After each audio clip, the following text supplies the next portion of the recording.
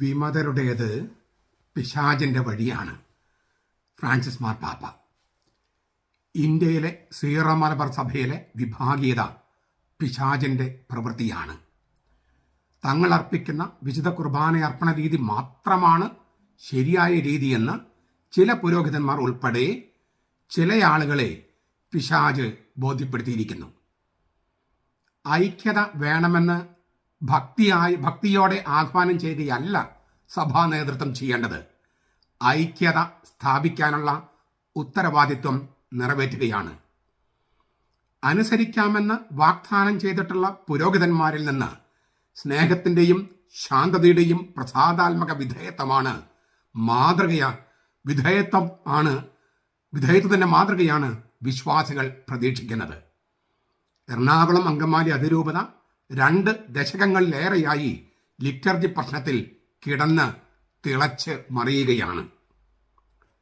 ഈശോ മിശിഹായ്ക്ക് സ്തുതിയായിരിക്കട്ടെ. ഞാൻ മാണി പറമ്പലച്ചൻ. ഇന്ന് രാവിലെ ഫ്രാൻസിസ് മാർപ്പാപ്പ സീറോ മലബാർ സഭയുടെ major arch bishop Raphael Thattil പിതാവ്, മറ്റ് മെത്രാന്മാര്, അദ്ദേഹത്തിൻ്റെ കൂടെ കേരളത്തിന് പോയ ആളുകൾ, മറ്റു മെത്രാന്മാരടക്കം, പിന്നെ റോമായിലെ സീറോ മലബാർ സഭയുടെ പ്രതിനിധികൾ, ഇവരെ അഭിസംബോധന ചെയ്തുകൊണ്ട് ഫ്രാൻസിസ് മാർപ്പാപ്പ നൽകിയ സന്ദേശം, അതിൻ്റെ ഒറിജിനൽ ഇറ്റാലിയൻ ഭാഷയിൽ, അതിൻ്റെ ഇംഗ്ലീഷ് പരിഭാഷ, ആ ഇംഗ്ലീഷ് പരിഭാഷയുടെ മലയാളം പരിഭാഷ പെട്ടെന്ന് തയ്യാറാക്കിയ ഒരു പരിഭാഷയാണ് ഞാൻ നിങ്ങളുടെ മുമ്പിൽ അവതരിപ്പിക്കുന്നത്. പരമാനന്ദ പിതാവേ, യുവർ ബയാറ്റിറ്റ്യൂഡ് എന്നതിന് എൻ്റെ ഒരു പരിഭാഷയാണ്. അതായത് മേജർ ആർച്ച് ബിഷപ്പിനെ അഭിസംബോധന ചെയ്യുന്ന രീതി യുവർ ബയാറ്റിറ്റ്യൂഡ് എന്നാണ്. ഞാനതിന് തർജ്ജമ കൊടുത്തിരിക്കുന്നത് പരമാനന്ദ പിതാവേ. അഭിനന്ദ പിതാക്കന്മാരെ, പ്രിയ സഹോദരി സഹോദരന്മാരെ, താങ്കളെയും താങ്കളെ മെത്രാന്മാരെയും തിരഞ്ഞെടുപ്പിന് ശേഷം താങ്കൾ റോമായിലേക്ക് നടത്തുന്ന ആദ്യ യാത്രയിൽ താങ്കളെ അനുയാത്ര ചെയ്യുന്നവരെയും സ്വാഗതം ചെയ്യാൻ എനിക്ക് സന്തോഷമുണ്ട്. ഈ തെരഞ്ഞെടുപ്പ് നന്നായി. റോമായിലെ സീറോ മലബാർ സമൂഹത്തിലെ പ്രതിനിധികളെയും ഞാൻ സാഹോദര്യത്തോടെ അഭിവാദ്യം ചെയ്യുന്നു. തങ്ങളുടെ വിശ്വാസത്തിൻ്റെയും ഭക്തിയുടെയും ഊർജത്തിൻ്റെ കാര്യത്തിൽ നിങ്ങളുടെ പ്രിയപ്പെട്ട സഭയുടെ വിശ്വാസികൾ ഇന്ത്യയിൽ മാത്രമല്ല ലോകം മുഴുവൻ അറിയപ്പെടുന്നവരാണ്. ഭാരതത്തിൻ്റെ അപ്പസ്തോലനായ തോമാസ് ലീഹായുടെ രക്തസാക്ഷിത്വ ബിന്ദു വരെ സാക്ഷ്യം വഹിക്കുന്ന നിങ്ങളുടെ വിശ്വാസം വളരെ പ്രാചീനമാണ്. ശ്ലൈഹിക പ്രബോധനത്തിൻ്റെ അവകാശികളും സൂക്ഷിപ്പുകാരുമാണ് നിങ്ങൾ. ഈ 2 കാര്യങ്ങൾ ഞാനൊന്ന് ആവർത്തിക്കുകയാണ്. ഭാരതത്തിൻ്റെ അപ്പസ്തോലനായ തോമാസ് ലീഹായുടെ രക്തസാക്ഷിത്വ ബിന്ദു വരെ സാക്ഷ്യം വഹിക്കുന്ന നിങ്ങളുടെ വിശ്വാസം വളരെ പ്രാചീനമാണ്. ശ്ലൈഹിക പ്രബോധനത്തിൻ്റെ അവകാശികളും സൂക്ഷിപ്പുകാരുമാണ് നിങ്ങൾ. ദൈർഘ്യമേറിയതും പ്രയാസമുള്ളതുമായ ചരിത്രത്തിൽ നിങ്ങൾ വളരെയധികം വെല്ലുവിളികൾ നേരിടേണ്ടി വന്നു. സമൃദ്ധമായി വളരുന്ന നിങ്ങളുടെ സഭയുടെ പ്രത്യേക സ്വഭാവം തിരിച്ചറിയാതെ, അതിനെ സൂക്ഷ്മ സംവേദനത്തോടെ വീക്ഷിക്കാതെ, വിശ്വാസത്തിൻ്റെ അംഗങ്ങൾ തന്നെ നിങ്ങൾക്കെതിരെ ദൗർഭാഗ്യകരമായ പ്രവൃത്തികൾ ചെയ്തു. എന്നിട്ടും പത്രോസിന്റെ പിൻഗാമികളോട് നിങ്ങൾ വിശ്വസ്തത പാലിച്ചു പോന്നു. ഇതൊക്കെ നിങ്ങൾ 2-3 പ്രാവശ്യം വായിച്ചാൽ നിങ്ങൾക്ക് അതിൻ്റെ വരികൾക്കിടയിലുള്ള സംഗതികൾ മനസ്സിലാകും. ഉദയംപേരൂർ സുഗുണദോസ് തൊട്ടുള്ള സംഗതികൾ അവിടെ ഒറ്റ വരിയിൽ മാർപ്പാപ്പ പറഞ്ഞിട്ടുണ്ട്. അതിനാൽ നിങ്ങളെ സ്വാഗതം ചെയ്യുന്നതും നിങ്ങൾ സ്വീകരിച്ചതും മുന്നോട്ട് കൊണ്ടുപോകുന്നതുമായ മഹത്തായ ഒസ്യത്ത് സ്ഥിരീകരിക്കുന്നതും എനിക്ക് അതിയായ ആനന്ദം നൽകുന്നു. നിങ്ങൾ അനുസരണമുള്ളവരാണ്. എവിടെ അനുസരണമുണ്ടോ അവിടെ സഭയുണ്ട്. എവിടെ അനുസരണക്കേടുണ്ടോ അവിടെ ശീഷ്മയുണ്ട്. എവിടെ അനുസരണമുണ്ടോ അവിടെ സഭയുണ്ട്. എവിടെ അനുസരണക്കേടുണ്ടോ അവിടെ ശീഷ്മയുണ്ട്. നിങ്ങൾ അനുസരണമുള്ളവരാണ്. നിങ്ങളുടെ ഏറ്റവും തേജസ്സാർന്ന ഗുണങ്ങളിൽ ഒന്നാണിത്, അനുസരണ. ഇത് സഹനം കൂടാതെ അല്ല എന്നെനിക്കറിയാം. എന്നിട്ടും നിങ്ങൾ അനുസരണത്തിൽ തുടരുന്നു. നിങ്ങളുടെ ചരിത്രം അതുല്യമാണ്, വിലപ്പെട്ടതാണ്. ദൈവത്തിൻ്റെ സകല വിശുദ്ധ ജനങ്ങൾക്കും അത് സവിശേഷമായ പൈതൃകമാണ്. സഭയുടെ ജീവിതത്തിൽ അനിവാര്യമായ നിധികളാണ് പൗരത്വ സഭകളുടെ പാരമ്പര്യങ്ങൾ എന്ന സത്യം ഊന്നിപ്പറയാൻ ഈ സന്ദർഭം ഞാൻ ഉപയോഗപ്പെടുത്തുന്നു. ഉടനെ ഉണ്ടായതും ഉപകാരമുള്ളതുമായ സംഗതികൾ മാത്രം മതിയെന്നും ഭൂതകാലവുമായുള്ള ബന്ധം വിച്ഛേദിക്കണമെന്നും കരുതുന്ന നമ്മുടെ ഈ കാലം പോലെയുള്ള സമയത്ത് ഇത് ഓർക്കേണ്ടത് പ്രാധാന്യമർഹിക്കുന്നു. ദൗർഭാഗ്യം എന്ന് പറയട്ടെ, മതത്തിന്റെ മേഖലയിലും ഇത് കടന്നുകൂടിയിരിക്കുന്നു. ഉടനെ ഉണ്ടായതും ഉപകാരമുള്ളതുമായ സംഗതികൾ മാത്രം മതി, ഭൂതകാലവുമായിട്ട് ബന്ധം വിച്ഛേദിക്കുക തന്നെ വേണം എന്നാണ് ഇവർ പറയുന്നത്, വിമത വൈദികര്. എന്നും പച്ചയായി പുതുതായി നിൽക്കുന്ന ആധ്യാത്മികത പ്രാചീന കാലത്ത് നിന്ന് ആവാഹിക്കാൻ പൗരസ്ത്യ ക്രിസ്തുധർമ്മം നമ്മെ അനുവദിക്കുന്നു. സഭയ്ക്ക് ഊർജം പകരുന്ന പുത്തൻ ഉറവയാണത്. സീറോ മലബാർ സഭ കത്തോലിക്ക വിശ്വാസികളായി നിങ്ങളെ പ്രോത്സാഹിപ്പിക്കുന്നതും നിങ്ങൾ എവിടെയായാലും സ്വയാധികാര സഭയായി നിങ്ങളുടെ സഭയോട് ബന്ധപ്പെട്ടിരിക്കുന്നത് പോഷിപ്പിക്കുന്നതും റോമായുടെ മെത്രൻ എന്ന നിലയിൽ എനിക്ക് നല്ലതാണ്. അതിലൂടെ നിങ്ങളുടെ ലിറ്റർജി, ദൈവശാസ്ത്രം, ആധ്യാത്മികത, സംസ്കൃതി എന്നിവയുടെ പൈതൃകം മുമ്പത്തേക്കാൾ തിളങ്ങുമല്ലോ. മധ്യപൂർവേഷ്യയിൽ നിങ്ങളുടെ കുടിയേറ്റക്കാരുടെ കാര്യത്തിലും അധികാരം ഉപയോഗിക്കാൻ നിങ്ങളുടെ സഭയുടെ തലവനായ പരമാനന്ദ പിതാവിനോട് ഞാൻ പറഞ്ഞു കഴിഞ്ഞു. അവർ രേഖാമൂലം ഇത് എന്നോട് ചോദിക്കണമെന്നാണ് ഞാൻ പറഞ്ഞത്. അത് ഞാൻ ഇന്ന് കൊടുത്തു കഴിഞ്ഞു.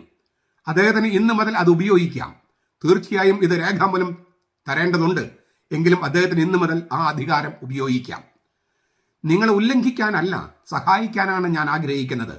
എന്നാൽ സൂയി യൂരിസ്, സ്വയാധികാര സഭ എന്ന നിങ്ങളുടെ സഭയുടെ സ്വഭാവം നിങ്ങൾക്ക് ചില അധികാരങ്ങൾ നൽകുന്നു.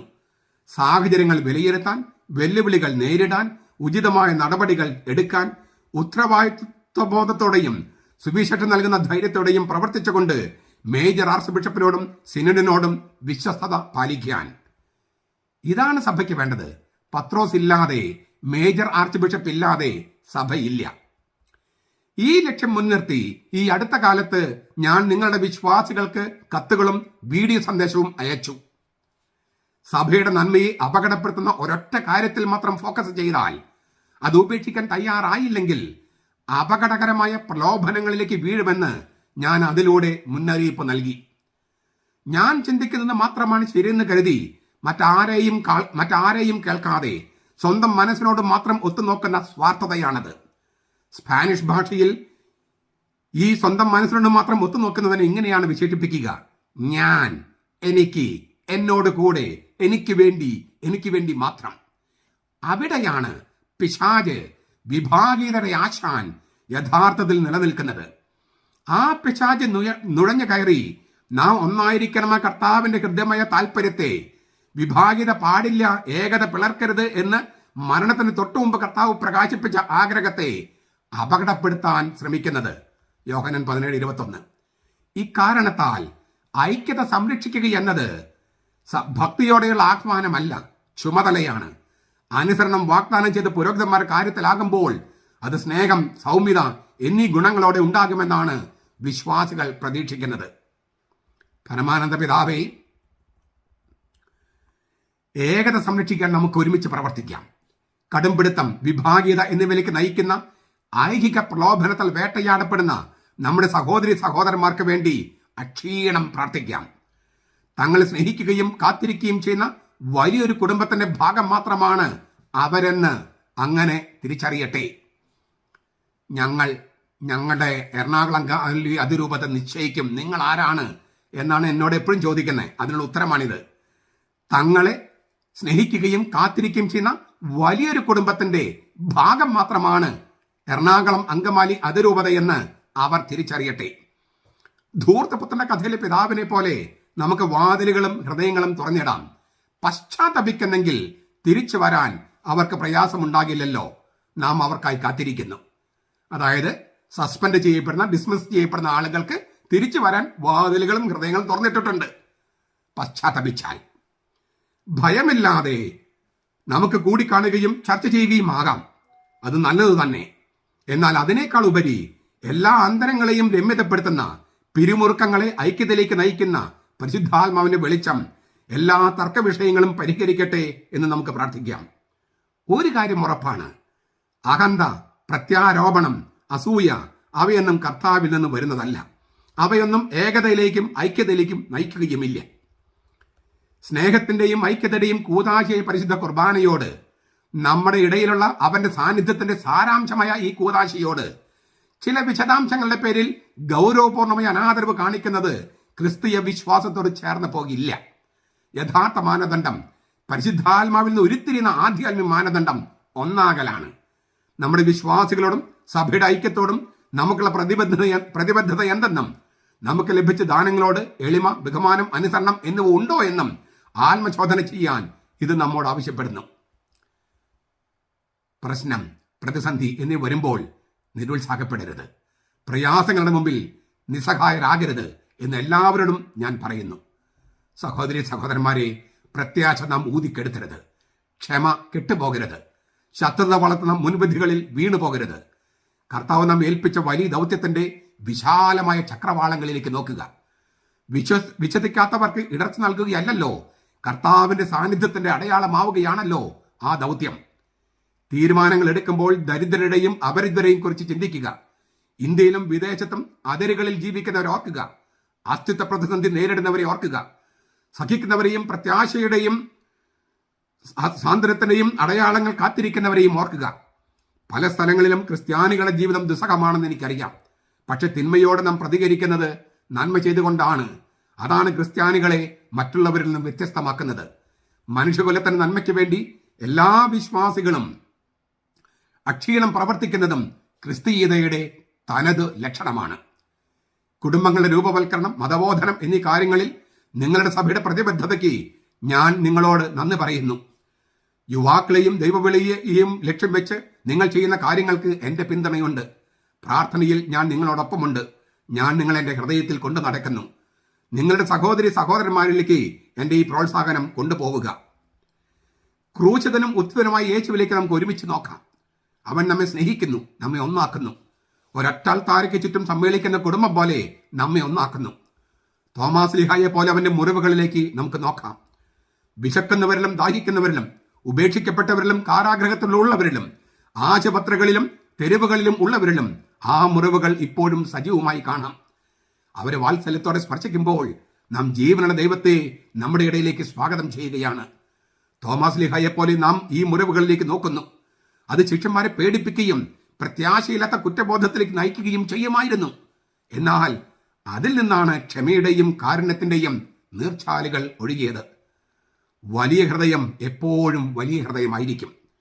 ആ മുറിവുകൾ കാണുകയും അവയെക്കുറിച്ച് ധ്യാനിക്കുകയും ചെയ്ത തോമാസ് ലീഹായെ ഗ്രഹിച്ച വിസ്മയം എന്തായിരിക്കും? തന്റെ സംശയങ്ങളും പേടികളും ദൈവത്തിന്റെ മാഹാത്മ്യത്തിന് മുമ്പിൽ അപ്രത്യക്ഷമാകുന്നത് അദ്ദേഹം കണ്ടു. പ്രത്യാശ ഉൽപ്പാദിപ്പിക്കുന്ന വിസ്മയമാണത്. പുറപ്പെട്ടു പോകാനും പുതിയ അതിർത്തികൾ കടക്കാനും നിങ്ങളുടെ വിശ്വാസത്തിന്റെ പിതാവാകാനും തോമാസ് ലീഹായെ പ്രേരിപ്പിച്ചത് ആ വിസ്മയത്തിന്റെ വിശ്വാസത്തിന്റെ വിസ്മയം തന്നെ. വിശ്വാസത്തിന്റെ ഈ വിസ്മയം നമുക്ക് പോഷിപ്പിക്കാം. ഏത് പ്രതിസന്ധിയെയും മറികടക്കാൻ അത് നമ്മെ സഹായിക്കും. റോമായിലെ സീറോ മലബാർ സമുദായമേ, പത്രോസിന്റെയും പൗലോസിന്റെയും നഗരത്തിൽ താമസിക്കുന്ന തോമാസ് ലീഹയുടെ ശിഷ്യരെ, നിങ്ങൾക്കൊരു റോളുണ്ട്. സാർവത്രിക സ്നേഹത്തിന് അധ്യക്ഷം വഹിക്കുന്ന ഈ സഭയിൽ നിന്ന് പ്രാർത്ഥന കൊണ്ടും സഹകരണം കൊണ്ടും നിങ്ങളുടെ സഭയിൽ ഐക്യതയുണ്ടാകാൻ കേരളത്തിലും ഇന്ത്യയിലും മാത്രമല്ല ലോകം മുഴുവൻ നിങ്ങൾക്ക് ആ ഐക്യതയുണ്ടാക്കാൻ കഴിയും. ദൈവവിളിയുടെ ഖനിയാണല്ലോ കേരളം. അത് തുടരണമെന്ന് നമുക്ക് പ്രാർത്ഥിക്കാം. പരമാനന്ദ പിതാവേ, താങ്കളുടെ സാഹോദര്യ സന്ദർശനത്തിന് നന്ദി. എനിക്ക് സന്തോഷമായി. സഹോദരി സഹോദരന്മാരെ, എൻ്റെ ഹൃദയാടിത്തട്ടിൽ നിന്ന് ഞാൻ നിങ്ങളെ ആശീർവദിക്കുന്നു. പരിശുദ്ധ കന്യകാമറിയത്തിനും തോമാസ് ലീഹായ്ക്കും നിങ്ങളുടെ വിശുദ്ധർക്കും രക്തസാക്ഷികൾക്കും ഞാൻ നിങ്ങളെ ഭരമേൽപ്പിക്കുന്നു. എനിക്ക് വേണ്ടി പ്രാർത്ഥിക്കാൻ മറക്കരുത് എന്ന് അപേക്ഷിക്കുന്നു. നന്ദി, ഒത്തിരി നന്ദി.